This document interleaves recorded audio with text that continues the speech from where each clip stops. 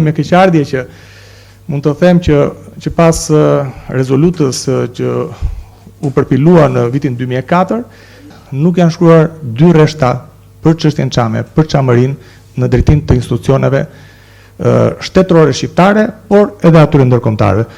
Unë gjej rastin këtu të vlerësoj shumë ambasadori mikun ton Luan Rama, para disa kohësh ka bërë një letër të hapur, i është drejtuar presidentit dhe leadershipit grek, duke i kërkuar të drejtat, të respektimin e të drejtave të Çamërisë dhe duke kërkuar që shteti grek dhe leadershipi grek të kërkoj falje ndaj për krimet e kryera në Çamëri.